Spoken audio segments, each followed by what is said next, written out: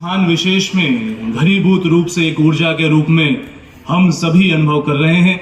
न केवल हम सभी बल्कि आवाज जहां तक भी जा रही है, भारत जो गांव का देश है उसका एक ऐसा आदर्श ग्राम गिगड़ी जिसने ऐसे उत्साही युवाओं को, ऐसे ऊर्जावान युवाओं को यहां पर आमंत्रित किया और गुजरात राज्य के ऐसे प्रतिभावान युवा यहां पर पधारे और आज एक बहुत ही महत्वपूर्ण संदेश आप सभी यहां से पाने जा रहे हैं। इस युग सृजता कार्यक्रम के प्रत्येक पल में पूरी उत्साह, उमंग, तत्परता के साथ आपने प्रतिभाग किया है और इस पल की प्रतीक्षा आप सभी को बड़ी बेसब्री से थी और जिस पल की प्रतीक्षा आप कर रहे थे वो जब अब आपके सम्मुख है तो पूर्ण भाव से वह संदेश जो परम पूज्य गुरुदेव परमवंदनीय माता जी के आशीर्वाद से आपको परमादरणीय डॉक्टर चिन्मय पांड्या जी के माध्यम से मिलने जा रहा है। एक ऐसे व्यक्तित्व जिनका परिचय एक ऐसे आदर्श शिष्य का परिचय है जो यदि अपने स्वयं को, अपने संपूर्ण अस्तित्व को गुरु चरणों में समर्पित करते हैं तो कुछ इस रूप में विकसित होते हैं कि जो देश गांव का कहलाता है वहां के गांव में भी वो जाते हैं और उसी प्यार, उसी आत्मीयता को जन जन से बांटते हैं। मित्रों, आप इस बात को महसूस कीजिएगा कि वो आपके बीच में, आपके हर इंसान, हर व्यक्तित्व के पास वह प्यार, वह आत्मीयता जो परम पूज्य गुरुदेव परमवंदनीय माता जी ने पूरी विश्व वसुधा को बांटी और परम श्रद्धेय डॉक्टर साहब, परम श्रद्धेय जी वर्तमान में एक पूरी टीम को लेकर के निरंतर सबका ख्याल रखते हुए जिस भाव को प्रस्तुत करते हैं। परमादरणीय डॉक्टर चिन्मय पांड्या जी भले ही यहाँ बैठे हैं लेकिन उनका हृदय, उनका मन आप सबके करीब है। परम पूज्य गुरुदेव परमवंदनीय माता जी के प्रतिनिधि के रूप में वो जब आप हम सब के बीच पधारे हैं तो एक ऐसा व्यक्तित्व जिसका बचपन परम पूज्य गुरुदेव परमवंदनीय माता जी की गोद में फैला, साधना जीवन का अनिवार्य हिस्सा जीवन के आरंभ से रही, वह निरंतर की गायत्री साधना, वह निरंतर का यज्ञ जिसे परम पूज्य गुरुदेव उन्होंने यह कह के दिया कि यज्ञ तेरा भाई है और इसे तू निरंतर करना। और वो दिन है और आज का दिन है कि उन्होंने जीवन को ही ऐसा यज्ञ में बना लिया कि अपने संपूर्ण अस्तित्व को गुरु चरणों में घोल करके गायत्री परिवार युग निर्माण योजना को लेकर के क्या कर रहा है, अगर आपको ये जानना है तो आज इस गिंगड़ी गांव में ये आवाज जहां तक जा रही है वो सुन लीजिए कि गायत्री परिवार संयुक्त राष्ट्र संघ, यूनाइटेड नेशंस ऑर्गेनाइजेशन जो पूरे विश्व के देशों का समूह है, वहां परम आदरणीय डॉक्टर चिन्मय पांड्या जी के माध्यम से गुरुदेव के विचारों को ले जा रहा है। वर्ल्ड हेल्थ ऑर्गेनाइजेशन जो पूरे विश्व के स्वास्थ्य का ख्याल रखता है, ये युग निर्माण योजना गुरुदेव माता जी के आशीर्वाद से वर्ल्ड हेल्थ ऑर्गेनाइजेशन में भी डॉक्टर चिन्मय पांड्या जी के माध्यम से वो निमित्त स्वयं को मानते हैं, वहां पर जा रही है। योग जब विश्व का इंटेंजिबल हेरिटेज बनता है तो यूनेस्को जैसे वैश्विक संगठन में जो आवाज गूंजती है वो परम पूज्य गुरुदेव के शिष्य डॉक्टर चिन्मय पांड्या जी की गूंजती है। एक साथ इतनी विभूतियां लेकर के इस समय भारत के वर्तमान जनरल नॉलेज को अगर कोई चेक कर ले तो ये गायत्री परिवार में परम पूज्य गुरुदेव का ये पुत्र, परम पूज्य गुरुदेव का ये शिष्य ही है जिसने इतनी विनम्रता के साथ एशिया का एकमात्र centre for Baltic culture and studies Dev Sanskrit Vishwavidyalaya में स्थापित हो। इसके लिए एक बैग लेकर के जो गुरुदेव का साहित्य भर करके चले और उस देश में जाकर के पहुंचे और घर घर अलग जगाते हुए आज उन तीनों देशों के राष्ट्राध्यक्ष जब भी भारत आते हैं तो देव संस्कृत विश्वविद्यालय जरूर आते हैं। ये कल्पना है परम पूज्य गुरुदेव के युग निर्माण की जो वास्तविक अर्थों में, सच्चे अर्थों में सामने दिख रही है। साथियों, हाउस ऑफ लॉर्ड्स आज हाउस ऑफ कॉमन्स जहां पे परम श्रद्धेय डॉक्टर साहब स्वयं गए थे, आज एक नए स्वरूप में गुरुदेव के विचारों को लेकर के विश्व शांति चार्टर को तैयार करने के एशिया पैसिफिक के डायरेक्टर के रूप में आप वहां पर जाते हैं। आज गिंगड़ी गांव में आप आए हैं तो वही यंग वर्ल्ड की जो कॉन्फ्रेंस होती है जिसमें 190 से ज्यादा देशों के युवा प्रतिभाग करते हैं, वहां जो वाणी गूंजती है वो आज आपके प्यार से इस गिंगड़ी गांव में खींची चली आई है। तो ये है परम पूज्य गुरुदेव परमवंदनीय माता जी का उनको आशीर्वाद। चरैवेती के भाव से जैसे सूर्य कभी न रुकता है न कभी थकता है, वैसे ही गुरुदेव के एक ऐसे दीपक जो स्वयं प्रकाशित हुए और आज उनके व्यक्तित्व को, उनकी उपस्थिति को देखकर कोई भी सहज ही उस भाव को अनुभव करता है। आज के इस दिव्य अवसर पर युग सृजता जो गिंगड़ी में आयोजित हुआ है, हमारे यहाँ पर बैठे सभी आत्मीय परिजनों, आप में से हर एक व्यक्तित्व को, उनकी वाणी को, परम पूज्य गुरुदेव का संदेश जो आपको देने जा रहे हैं उसे उस रूप में सुनिएगा कि आप स्वयं में एक दीपक बन करके जो कार्य अभी तक कर रहे थे उसे शतगुणित, सहस्रगुणित करके पूरे उत्साह ऊर्जा के साथ आगे बढ़िएगा। तो आप सबके उत्साहजनक तालियों के बीच में मैं हृदय से आमंत्रित करता हूं परम आदरणीय डॉक्टर चिन्मय पांड्या जी को कि वे हम सभी को मार्गदर्शन प्रदान करें।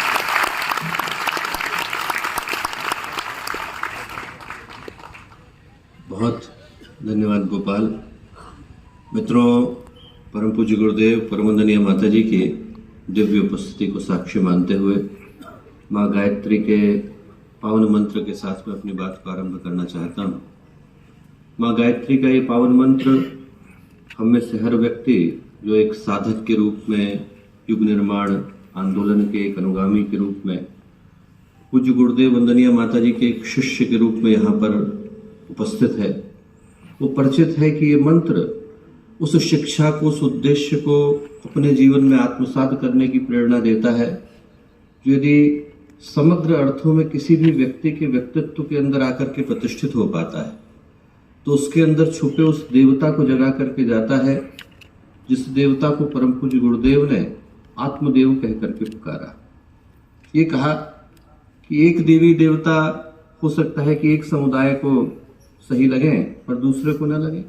एक धर्म के देवी देवता अलग, दूसरे के अलग हो जाते हैं। एक संप्रदाय के अलग, दूसरे के अलग हो जाते हैं। एक पंथ के अलग, दूसरे के अलग हो जाते हैं। पर एक देवता ऐसा है जो हम में से हर एक के व्यक्तित्व के अंदर सदा उपस्थित है और उसका नाम है आत्मदेव।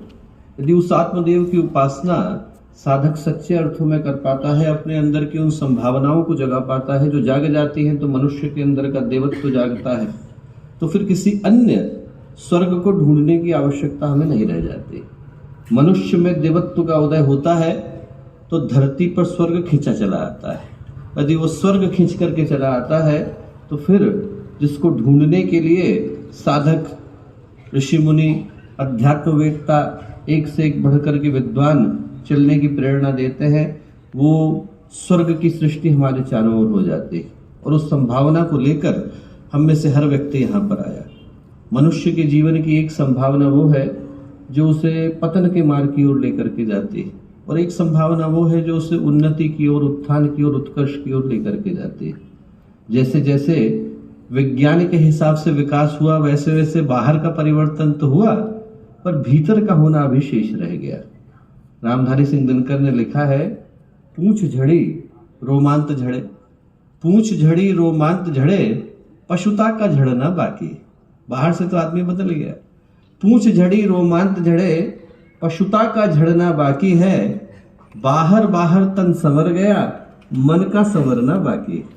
वो जो मन को संभालने का मंत्र है वो गायत्री का मंत्र है। मनुष्य को भीतर से नया बनाने का, उसकी सोच को, उसकी भावनाओं को, उसके उद्देश्य को, उसके दृष्टिकोण को पवित्र बनाने का मंत्र ये गायत्री का मंत्र है। एक कथा आती है बहुत प्यारी उपनिषद में। श्वेत केतु नाम का बालक था। वो बालक अपने विश्वविद्यालय में गया, सर्वाधिक अंकों को लेकर के उत्तीर्ण हुआ। वापस जब घर को लौटा तो उसके गुरु को लगा कि इसके अंदर अभी कहीं से अभिमान आ गया। आरुणि उद्दालक नाम था। गुरु ने श्वेत केतु को बुलाया, बोले बेटा सब कुछ जानते हो? बोले हाँ सब कुछ जानता हूँ। भगवान को जानते हो? बोले श्लोक कोई सा भी बता सकता हूँ, आप पूछिए। बोले नहीं, भगवान को देखा है? बोले नहीं देखा तो नहीं। देखना चाहोगे? गुरु ने पूछा। बोले हाँ। गुरु ने पानी का गिलास लिया, शक्कर के टुकड़े दिए, उन शक्कर के टुकड़ों को पानी के गिलास में घोल दिया। कहाँ गया? बोले अभी अभी आपने मेरी आंखों के सामने घोला है, दिखता तो है, मैं देख नहीं पा रहा हूं कि इसके अंदर शक्कर के टुकड़े कहाँ हैं। गुरु बोले पता कैसे चलेगा? बोले पानी को चखना पड़ेगा, मीठा लगेगा तो पता चलेगा कि इस पानी के अंदर शक्कर घुली हुई है। गुरु बोले ठीक। बोले बेटा ऐसे ही वो जो भगवान है वो बाहर हवा में घुल गया है, वायु में, अंदर प्राण में घुल गया है। तेरे भीतर भी वही है, मेरे भीतर भी वही है। तत्त्वमसि तेरे अंदर, सोहम मेरे अंदर, वही भगवान है। और जैसे ही श्वेत केतु को ये भान हुआ कि वो तो हर जगह है, वायु में भी, प्राण में भी, दिखता नहीं और उसके बगैर अस्तित्व संभव नहीं, उसके मुख से निकला अहम ब्रह्मास्मि, मैं भी वही भगवान। जो गायत्री मंत्र का उद्देश्य है, गायत्री परिवार का उद्देश्य है, गुरुदेव के दिए गए चिंतन का उद्देश्य है वो एक ही कि हर व्यक्ति के अंदर छुपा वही ब्रह्म, वही भगवान, वही ईश्वर, वही देवता जाग सके। जो यदि जाग जाता है तो इस जीवन के प्रत्येक आयाम को प्रकाशित, आलोकित, आंदोलित और उद्वेलित करता चला जाता है। स्थिरचित्त होकर उसी शक्ति का आवाहन हम लोग इस गायत्री मंत्र के माध्यम से करते हैं। स्थिर भावना के साथ मन को, शरीर को, चित्त को शांत करते हुए गायत्री का पावन मंत्र एक बार हम लोग बोलें। माँ गायत्री को, पूज्य गुरुदेव को, वंदनीय माता जी को इस मंत्र के माध्यम से एक भाव भरा आमंत्रण और निमंत्रण।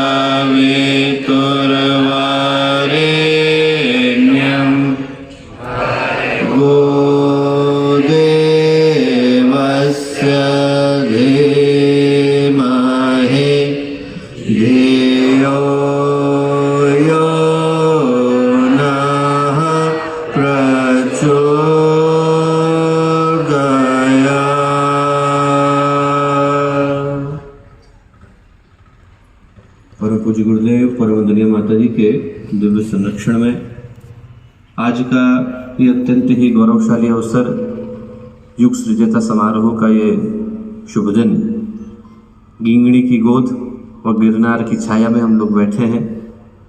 इस पवित्र अवसर पर हम लोग के साथ यहाँ मंच पर उपस्थित आदरणीय उदय भाई साहब, आदरणीय दुबे मामा जी, आदरणीय कनू काका, आदरणीय जानी मामा जी, आदरणीय श्री किरीट भाई, आदरणीय ओंकार भाई साहब और उनके संगीत की टोली के सभी सम्मानित सदस्यगण, यहाँ पर इस स्थान पर गिंगड़ी में आए आदरणीय श्री मदन भाई की टीम और गिंगड़ी की प्रत्येक घर की उपस्थित टीम के सभी सदस्य, गुजरात के विभिन्न स्थानों से आए गायत्री परिवार के सभी हम लोगों के कार्यकर्ता भाई, युवा भाई बहन और प्यारे मित्रों, आज हम लोग यहाँ इस गुजरात के प्रांतीय युग सृजता समारोह के शुभ अवसर पर एकत्रित हैं और गिंगड़ी की इस पावन धरती पर आने का सौभाग्य हम लोगों को दूसरी बार मिल रहा है।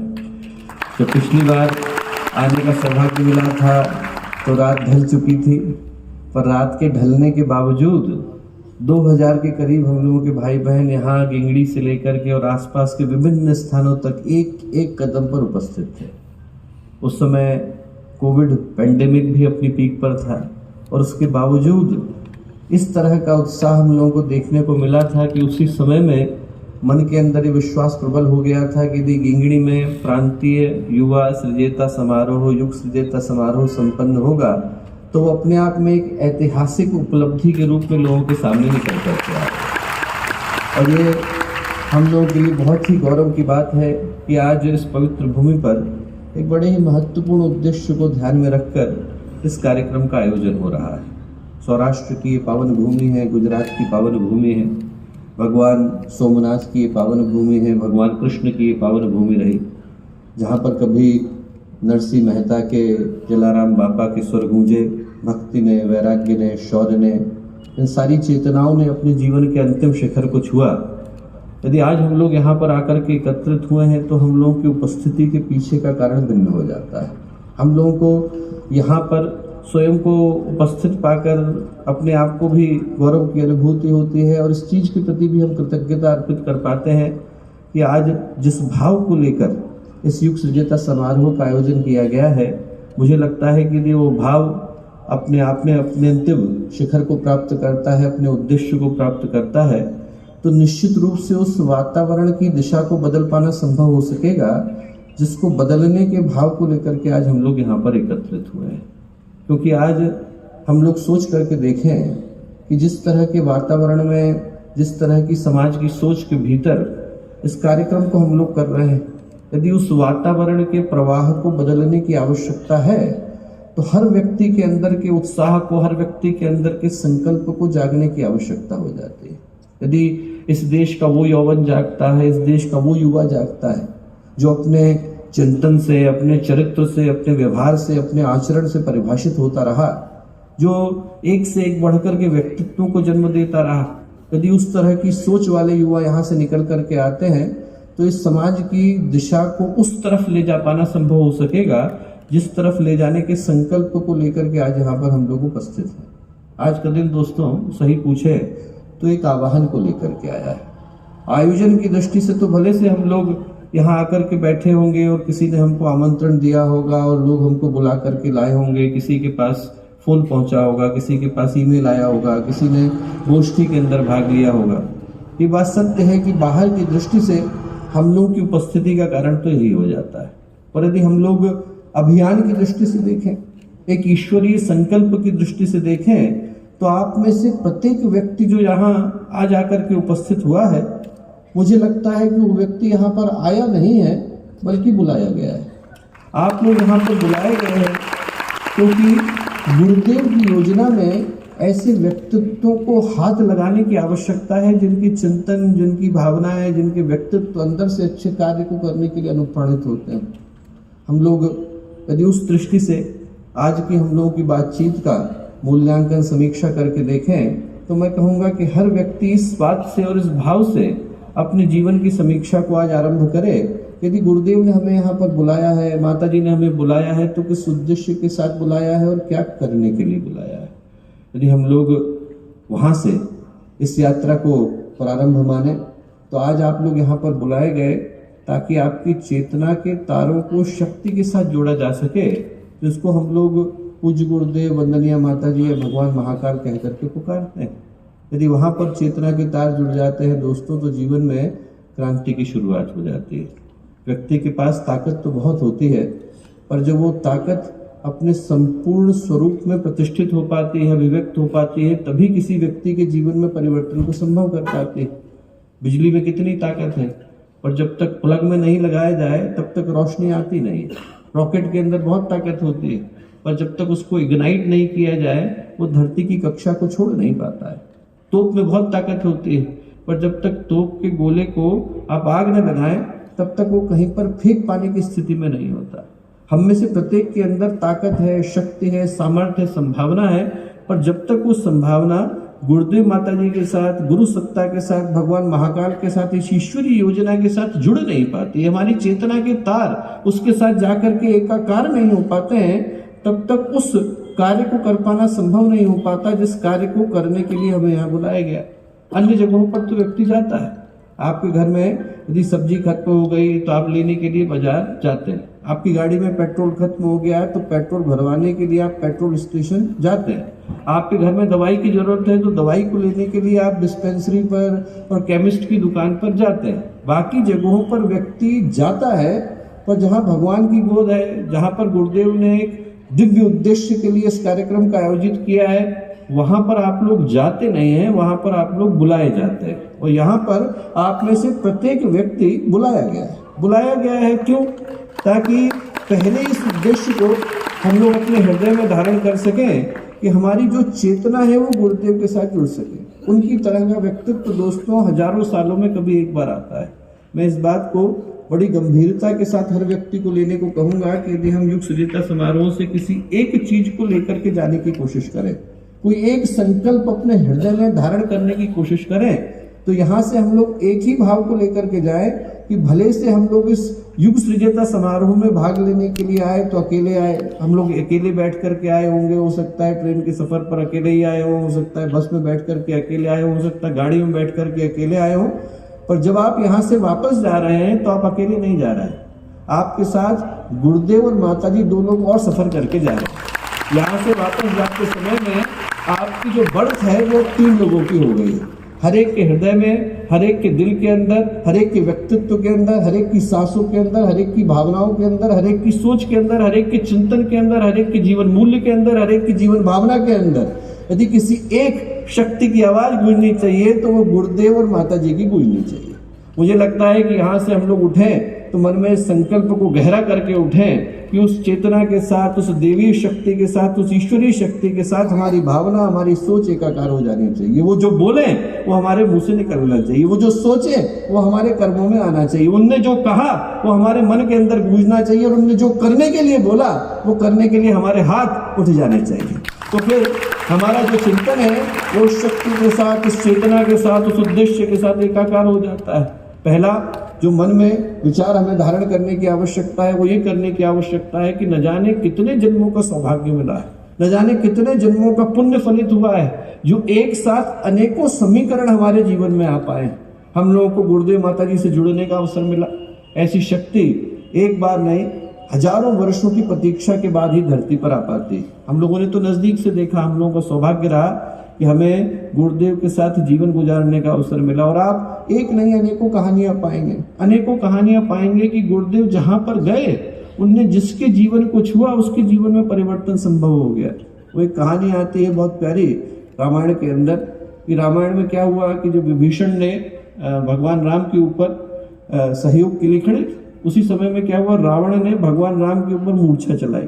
लक्ष्मण के ऊपर चली तो हर एक को पता है, पर भगवान राम के ऊपर भी रावण ने मूर्छा चलाई तो क्षण के कुछ हिस्से के लिए भगवान राम की जो चेतना थी वो शून्य हो गई, एकदम संज्ञा शून्य से हो गए, एकदम क्षण के कुछ हिस्से के लिए।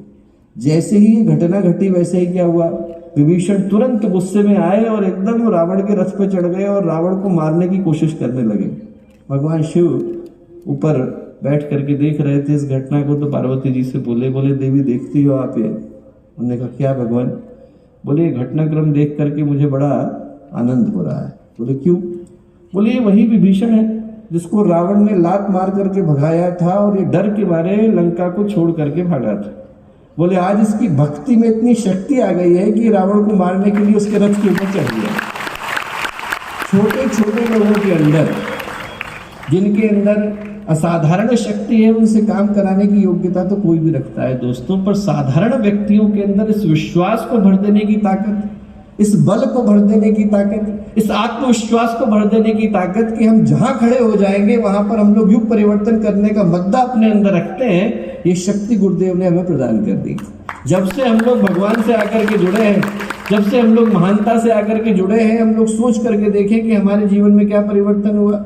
चंदन के पास जाकर के कंकड़ झंकड़ भी बैठ जाते हैं तो वो भी खुशबू देने लग जाते हैं। एक गंदा नाला भी जाकर के गंगा जल के अंदर गिर जाता है तो उसके बाद गंगा जल ही कहलाता है। हम में से हर व्यक्ति अपने जीवन का एक बार मूल्यांकन करके देखे। मैं यदि अपने व्यक्तित्व की एक बार तुलना करके देखूं तो अपने अंदर कुछ ऐसा नहीं पाता हूं जो मैं सोचूं कि वो किसी योग्य है, किसी मूल्य का है, किसी कीमत का है। पर जब से हमारे सिर जाकर के गुरुदेव से जुड़े हैं, वो सिर भी कीमती हो गए। हमारे जीवन में जो कीमत आई है वो हमारे कारण नहीं आई। हमारे जीवन में जो कीमत आई, हमारे जीवन में जो योग्यता आई, हमारे जीवन में जो मूल्य आया, वो इस कारण आया कि हम लोग जाकर गुरुदेव के साथ जुड़ पाए।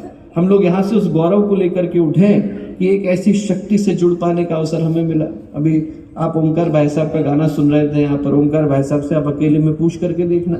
ओमकार भाई साहब ने वो संस्मरण सुनाया। बोले मैं बहुत कोशिश करता था तब भी गीत नहीं निकलता था। बोले एक दिन बहुत परेशान होकर के मैं गुरुदेव के पास जाकर के खड़ा हुआ और गुरुदेव से कहा, गुरुदेव के चित्र से, कि गुरुदेव इस स्वर लिपि पर आप मुझे किसी भी तरीके से कंट्रोल दे दीजिए। पहला गाना जैसे ही बजाने के लिए बैठे, वो गाना एकदम स्वर लिपि पर पूरे नियंत्रण के साथ निकला। आप सोच करके देखिए। गुरुदेव ने इशारा किया तो जिनको संगीत नहीं आता था वो संगीत करने लग गए। गुरुदेव ने इशारा किया तो जो बोलना नहीं जानते थे वो बोलने लग गए। गुरुदेव ने इशारा किया तो जो चलना नहीं जानते थे वो चलने लग गए। आप माकड़ोन में जाइए, उज्जैन में, वहाँ सरिया मामा जी है। और सरिया मामा जी को बचपन में पोलियो हो गया, एकदम खड़े नहीं हो पाते थे। उनके माता पिता ले जा करके गुरुदेव के पास पहुंचे। बोले गुरुदेव आप आशीर्वाद दीजिए कि कम से कम थोड़ा सा काम कर सके। अरे बोले थोड़ा सा काम क्या करेगा, ये तो दौड़ दौड़ करके मेरा काम करेगा। और दौड़ दौड़ करके काम करने का क्या मतलब? दौड़ दौड़ करने का काम का ये मतलब कि आज वो 75 के करीब हो गए और माकड़ों से लेकर वो उज्जैन धार का जितना क्षेत्र है, उधर से लेकर के खरगोन तक का भाग भाग करके काम करते हैं। उस क्षेत्र का कोई कार्य हो तो ये संभव नहीं है कि सरिया मामा जी वहां पर उपस्थित नहीं। गुरुदेव ने इशारा किया तो उनके अंदर बल आ गया दोस्तों, जिनको अपने चलने के ऊपर विश्वास नहीं। हम लोग भरोसा करें कि गुरुदेव ने यदि हमारे ऊपर भरोसा किया है तो उस भरोसे को हम लोग लौटा पाने की स्थिति में। जिस शक्ति के साथ हम लोग जुड़े वो साधारण शक्ति नहीं। मुझे अभी भी याद है कि जब देवराहा बाबा 1984 के कुंभ के समय में हरिद्वार आए तो उस समय में उनने हमारे शांति कुंज के बहुत सारे लोग थे और वो लोग देखने के लिए गए। और देवराहा बाबा मचान के ऊपर बैठ करके दीक्षा दिया करते थे। तो कई लोग गए शांति कुंज की, वो जाकर के लाइनों में बैठ गए, कोई इधर बैठ गए, कोई उधर बैठ गए, उधर बैठ गए। जब दीक्षा देने का क्रम आया तो देवराहा बाबा ने एक एक करके शांति कुंज के सारे लोगों को उठाना शुरू करा। बोले आप उठ जाइए, इस लाइन में जो बैठे हैं आप उठ जाइए, आप उठ जाइए, आप उठ जाइए, सबको उठाना शुरू करा। लोगों को लगा साहब हमें क्यों उठा रहे हैं? बोले आप लोग शांति कुंज से आए? बोले हाँ। आप लोग गायत्री परिवार से आए? हाँ। आप लोगों ने गुरुदेव से दीक्षा ली है? बोले हाँ। बोले आपको मैं दीक्षा नहीं दे सकता, जिसको भगवान राम ने दीक्षा दी है उसको देवराव और दीक्षा नहीं दी। हम लोग सोचते थे इतनी बड़ी शक्ति से जुड़ने का अवसर हम लोगों को मिला, और ये गुरुदेव ने अपनी चेतना से हम लोगों को आकर के जोड़ा है।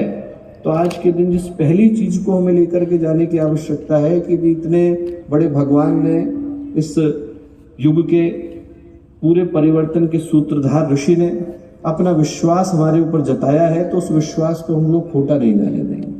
पहला, मन का भाव व्यक्ति यहाँ से ये लेकर के उठे कि हमारी चेतना गुरुदेव के साथ, माता जी के साथ एकाकार। दूसरा, करने के लिए क्या है? तो मैं कहूँगा करने के लिए पूरा क्षेत्र पड़ा है दोस्तों। करने के लिए योजनाएं भी पर्याप्त हैं, पर करने के लिए सबसे बड़ी चीज योजना से ज्यादा भावना की आवश्यकता है। हम लोग छोटे छोटे थे, 8-8, 9-9 साल के बच्चे जैसे बैठे हैं, शांति में घूमते रहते थे। 30-35 बच्चे के करीब रहे होंगे हम लोग। गुरुदेव ने एक दिन बुला लिया, सारे बच्चों को बुला लिया, बोले बेटा इधर आओ। छोटे छोटे बच्चों की और किसका ध्यान जाता है, पर देखिए गुरुदेव कितनी बड़ी शक्ति, अपने छोटे छोटे बच्चों को बुलाया। बोले आओ बेटा तुम लोगों से बात करनी है। बुला लिया, क्या बात करनी है? बोले देखो तुम लोगों के लिए काम दे रहे हैं। क्या काम दे रहे हैं? बोले शांति कुंज में उस समय पत्र बहुत आते थे, रोज 1200, 1400, 1600 तक की संख्या जाती थी। गुरुदेव ने कहा कि बेटा इन सारे पत्रों के उत्तर तुम लोगों को बैठ करके लिखने हैं। रद्दी कागज पकड़ा दिए, उसके पीछे हम लोगों को पत्र लिखने को दे दिया। और पत्र लिखने के पीछे क्या, यदि आप एक पत्र लिखोगे तो आपको 2 पैसे मिलेंगे। तो यदि आपने 3 पत्र लिख दिए तो 6 पैसे हो गए। 6 पैसे में पार्ले जी की टॉफी आती थी, आदमी ले लेता था। उसके मन में खुशी हो गई कि चलो हमने अपनी कमाई से इसको अर्जित किया है। पर उसका जो दूरगामी परिणाम है वो क्या हुआ? दूरगामी परिणाम ये हुआ कि जब बच्चा लिखने के लिए बैठता है तो उसको अपनी भाषा के ऊपर एक विकास की संभावना जागती है। भाषा शुद्ध होती है, प्रांजल होती है, परिष्कृत होती है। किसी व्यक्ति ने कोई बात पूछी है तो उसका उत्तर कैसे देना है। छोटे से बच्चे की ट्रेनिंग भी गुरुदेव ने इस आशय के साथ शुरू करी। छोटे छोटे बच्चों की उनको बताया आपको ये करना है। वो चिट्ठियां कहीं जाती नहीं थी, रद्दी के कागज पर लिखी हुई है, दोबारा से फट जाती थी, पर उनको लिखने के क्रम में हमारे व्यक्तित्व का विकास हो जाता था। पहली चीज गुरुदेव ने कही कि बेटा तुम लोगों को जितने लोग पत्र लिख रहे हैं उनको पढ़ो, पढ़ने के बाद जो तो समझ में आता है वो तुम उत्तर लिखना शुरू करो। तो छोटे छोटे बच्चों का विकास इसी भावना के साथ करना शुरू करा। और गुरुदेव ने क्या कहा, पूरे शांति कुंज में निर्माण हो रहा था। जितने लोग पुराने हैं वो लोग जानते हैं। आप इधर चले जाइए तो त्रिपदा भवन बन रहा है, उधर चले जाइए तो सावित्री बन रहा है, उधर चले गए तो प्रज्ञा भवन बन रहा है, उधर चले गए तो लक्ष्मी भवन बन रहा है, सब जगह पर बन रहा है। गुरुदेव ने तुम्हें क्या करना है? बोले एक काम करना बेटा, जहां ईंटें पड़ी मिले उनको लेना और ले जा करके भवन के अंदर लगा देना। कहीं पर भी आपको जगह मिलती है वहां जाकर के 2 ईंटें खाली मिले वहां जाके लगा देना। उसके क्या लाभ? बच्चे पूरे कैंपस में घूम रहे हैं, कहीं पर भी कोई सामान यदि व्यर्थ जाता दिखेगा तो उसको बच्चे उठाएंगे, सही जगह पे लगा के आएंगे, उनको लगेगा कि हमारा काम है।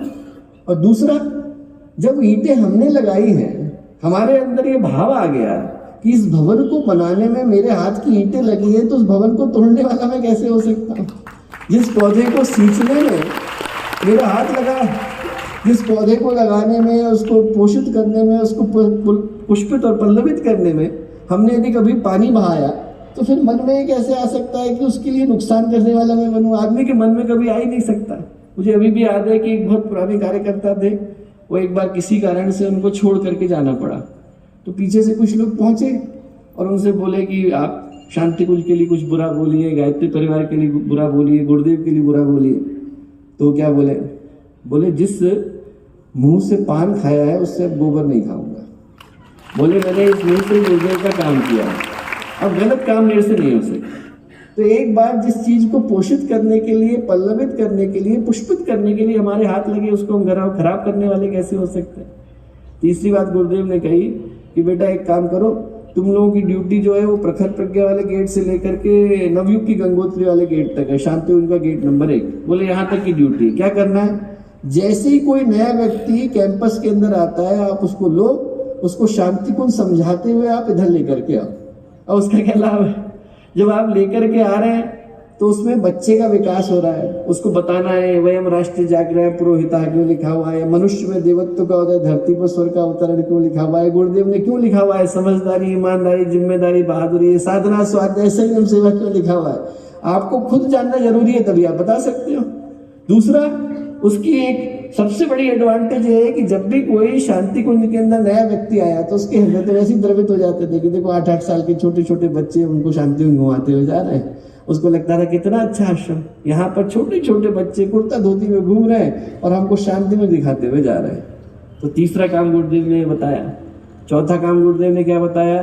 चौथा काम गुरुदेव ने बताया कि बेटा कहीं पर भी शांति कुंज में घूमो और तुम्हें लगता है कि ये वाली कुर्सी खाली है, यहाँ पर कोई बैठा होना चाहिए था, स्वावलंबन का ऑफिस है, यहाँ पर जगह खाली है, कोई आ गया है, तो जो जगह खाली है वहां पर जाकर के तुम बैठ जाओ।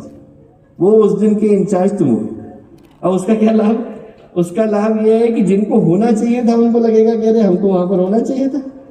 और छोटे से बच्चे को जो बाहर का व्यक्ति आकर के देखेगा उसके मन के अंदर इतना बढ़िया भाव आएगा कि देखो यहाँ तो 8-8 साल के बच्चे, 10-10 साल के बच्चे ऑफिस संभालने में लगे। तो मैं कहूँगा कि जब हम काम को ढूंढने के लिए जाते हैं तो काम को ढूंढने की आवश्यकता नहीं। गुरुदेव ने हम लोगों को 5000 केंद्र बना करके दिए हैं। पूरे गायत्री परिवार के जितने प्रज्ञा संस्थान हैं, जितनी सप्त क्रांतियां चल रही हैं, जितने आंदोलन चल रहे हैं, जितने कार्यकर्ता हैं, उनके अंदर हमें कहीं पर भी लगता है कि कार्य करने की आवश्यकता है तो बजाय इसके कि उसके विषय में हम किसी से शिकायत करें, उस कार्य को खुद ही करने लग जाए।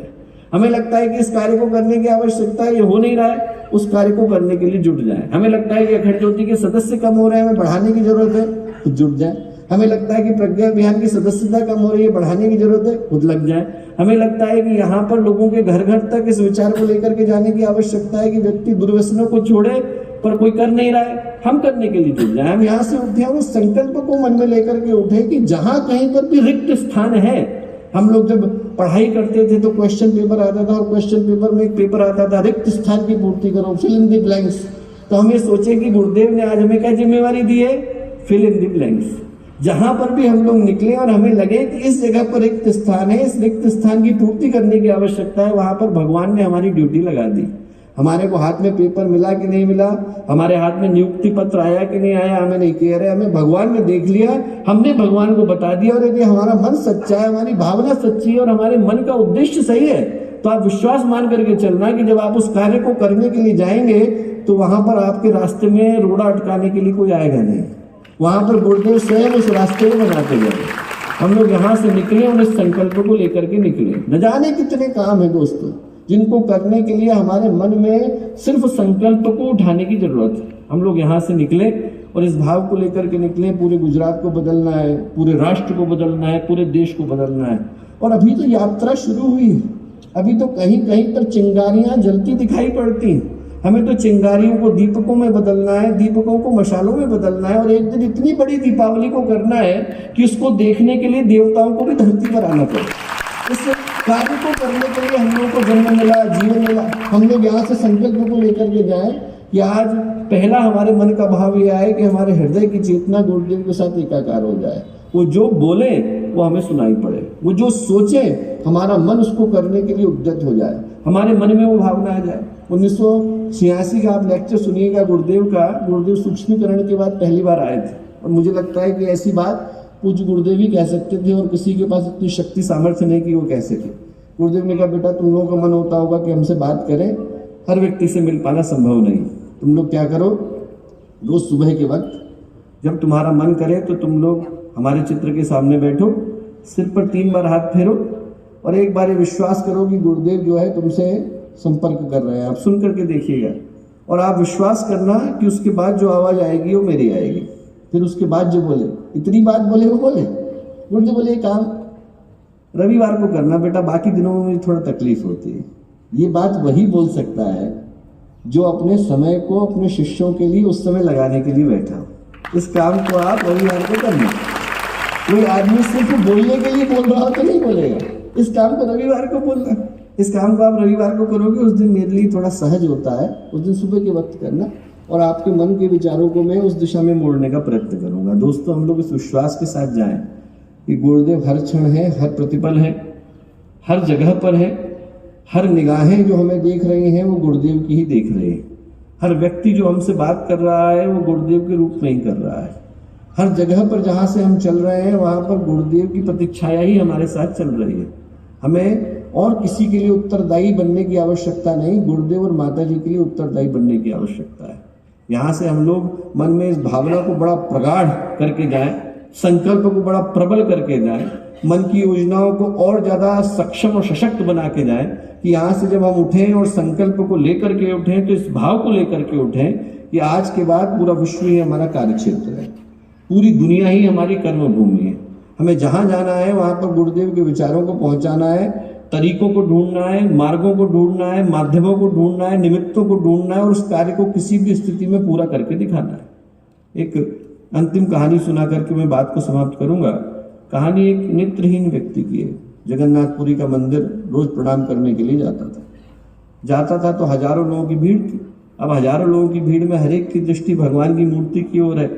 हर कोई ये देख भी नहीं पाता था कि हमारे बगल में जो व्यक्ति खड़ा है वो नेत्रहीन है, उसको दिखाई नहीं पड़ता है। तो कभी किसी का कोहनी लग जाती, कभी किसी का धक्का लग जाता, पीछे से धक्का खाते हुए, और वो रोज मंदिर में प्रणाम के लिए जाता था। पुजारी रोज देखा करते थे। एक दिन पुजारी ने उस नेत्रहीन व्यक्ति को पकड़ लिया, पकड़ करके बोले कि बेटा तुझे रोज आता है यहाँ? बोले हाँ। बोले क्यों आता है? तुझे तो भगवान दिखाई भी नहीं पड़ते। और नेत्रहीन व्यक्ति बोला कि मुझे भगवान दिखाई नहीं पड़ते, पर भगवान को मैं तो दिखाई पड़ता हूँ। बोले मैं यहाँ पर उनकी हाजिरी लेने के लिए नहीं आता हूँ, मैं यहाँ पर अपनी हाजिरी देने के लिए आता हूँ। हम लोग यही सोचें कि हो सकता है कि हमें गुरुदेव और माता जी नहीं दिख रहे हों, पर उनको तो हम दिख रहे हैं। ऐसा कोई व्यक्ति नहीं। हम ये सोचें कि जितनी निगाहें देख रही हैं वो गुरुदेव माता जी के रूप में ही हमें देख रही हैं, जितनी आवाजें सुन रही हैं वो गुरुदेव माता जी के रूप में ही सुन रही हैं, जो हमारे काम के भागीदार बन रहे हैं वो गुरुदेव माता जी के रूप में ही बन रहे हैं। और किसी के ऊपर हमें भरोसा की आवश्यकता नहीं, अपने ऊपर भरोसा पर्याप्त है और गुरुदेव के ऊपर भरोसा पर्याप्त है। इन दो भरोसों को लेकर के आप जाइए, यहाँ से इस विश्वास को लेकर के जाइए कि आप अकेले आए थे, पर यहाँ से दो लोग आपकी बर्थ पर आपके साथ सवार हो गए। पूज्य गुरुदेव आ गए हैं, वंदनीय माता जी आ गए हैं। अब आप जहां जाएंगे वहां रास्ते के कंकटों को हटाना तो उनका दायित्व है, पर अपने कर्मों को करना हमारा दायित्व है। हमारा काम अच्छी तरह से हो, पुरुषार्थ के साथ हो, एक अच्छी भावना के साथ हो, इस बात की सुनिश्चितता हमें ही करनी है और कोई कर नहीं सकता है। बस एक अंतिम घटना याद आ रही है, वो सुना करके बात को समाप्त करूंगा। महाभारत की है, हर एक को पता है कि महाभारत में एक घटनाक्रम घटा। अर्जुन की परीक्षा द्रोणाचार्य ने ली और उस परीक्षा में एक पानी का तालाब था, बीच में पेड़ था और पेड़ की जो शाखा थी उस शाखा में से एक रस्सी लटक रही थी। रस्सी में एक चक्र को बांध दिया गया, चक्र में एक मछली को बांध दिया गया और चक्र को घुमा दिया गया। और फिर ये कहा गया कि नीचे देख करके आप पानी की छाया में देखिए और मछली की आंख में निशाना लगाइए। जब निशाना लगाने के लिए बैठे तो हर व्यक्ति से द्रोणाचार्य ने एक ही प्रश्न पूछा, क्या दिख रहा है? किसी ने कहा आसमान दिख रहा है, किसी ने कहा पेड़ दिख रहा है, किसी ने कहा कि चक्र दिख रहा है, किसी ने कहा मछली दिख रही है। अर्जुन अकेले थे जो बोले कि मछली की आंख दिख रही है, इसके अलावा और कुछ नहीं दिख रहा है, निशाना लगा। ऐसा उनको गुरु ने बोला। अब ये घटना का एक पक्ष हुआ। घटना का दूसरा पक्ष क्या कि जब बड़े हो गए और खांडव प्रस्थ का किला बनाया, बड़ा सा महल बनाया, तो उस समय में भी कौरव पांडवों के पास आए उनके आमंत्रण पर। और जब कौरव आए तो उनके मन में हमेशा की तरह से कोई शुभ भावना तो थी नहीं, अशुभ भावना थी। तो कौरवों ने पांडवों से कहा कि अच्छा भाई तुम लोग तो कहते हैं अर्जुन बड़े प्रसिद्ध धनुर्धर है। बोले हैं। बोले एक बार फिर से परीक्षा लेकर के देखते हैं। बोले ठीक। वहां पर भी एक ऐसे ही तालाब ढूंढा गया, उसमें ऐसे ही पेड़ लिया गया, पेड़ में ऐसी शाखा ढूंढ ली गई, शाखा में रस्सी टांगी गई, रस्सी में चक्र लगाया गया, चक्र में मछली बांधी गई। सब काम यथावत हुआ। एक चीज कौरवों ने उसमें अतिरिक्त कर दी। क्या किया? उनने पानी के अंदर लहरें पैदा कर दी। अब लहरें पैदा हो जाएंगी तो प्रतिछाया कैसे दिखेगी? प्रतिबिंब तो बनेगा नहीं, निशाना कैसे लगाएंगे? अर्जुन ने घबरा करके भगवान कृष्ण को याद किया। भगवान कृष्ण आए। भगवान कृष्ण ने कहा कि चिंता मत करो अर्जुन, तुम एकाग्र होकर मछली की जो आंख है उसके ऊपर निशाना चलाओ, पूरी एकाग्रता के साथ अपने ऊपर भरोसा करके चलाओ। तो अर्जुन बोले वो तो मैं वैसे ही करने वाला था, इसके लिए आपको बुलाने की क्या जरूरत है? यदि ये मैं करूंगा तो आप क्या करेंगे? भगवान कृष्ण बोले तुम भूल रहे हो, वो पानी की लहरें कौन शांत करेगा? पानी की लहरें तो नहीं शांत करेगा। जीवन की जो प्रतिकूलताएं हैं, जीवन के जो संकट हैं, जीवन के जो कष्ट हैं, उन कार्यों को करने में जो बाधाएं हैं उनको दूर करने वाले दिखाई नहीं पड़ते, पर हमारे साथ प्रतिपल चलते हैं। आप विश्वास मान करके चलना कि यदि आपकी तरफ में तूफान आ रहा होगा तो उसको हवा के झोंके में बदलने की जिम्मेवारी गुरुदेव माता जी की है। पर हम उस दिशा में चलने से ही चूक गए तो कदम हमारे ही रुकेंगे। हम लोग यहाँ से विश्वास लेकर के जाएं कि हमें हमारे पुरुषार्थ के साथ आगे बढ़ना है। आंधी आएगी, तूफान आएगी, उसको छोटा करना, उसको हटाना जिम्मेवारी गुरुदेव की, माता जी, वो लोग संभालेंगे। हम लोग आए, एक अकेले गए थे, वहां से उन दोनों को लेके आए, तो आप यहाँ से दोनों को लेकर के जा रहे हैं। और हम लोग इस विश्वास के साथ इस बात को कह रहे हैं कि आज जब हम लोग इतने पवित्र स्थान पर यहाँ उपस्थित हैं, गिंगड़ी की धरती है, मैं तो ये निवेदन करूंगा कि गिंगड़ी के पूरे ग्राम को ही हमको गायत्री ग्राम कह देना चाहिए। जब 300 लोगों के घर में गायत्री परिवार रुका हुआ है तो अपने आप में ये आदर्श युग निर्माण ग्राम हो गया। और इस पवित्र धरती पर जब हम लोग आज यहाँ उपस्थित हैं तो इसी संकल्प को, इसी भावना को, इसी चेतना को लेकर के जाएं। मन दिव्य शक्ति के साथ, ईश्वरीय शक्ति के साथ, गुरुदेव की योजना के साथ एकाकार हो सके, ऐसी सभी के लिए शुभकामनाएं, सभी के लिए मंगल कामनाएं।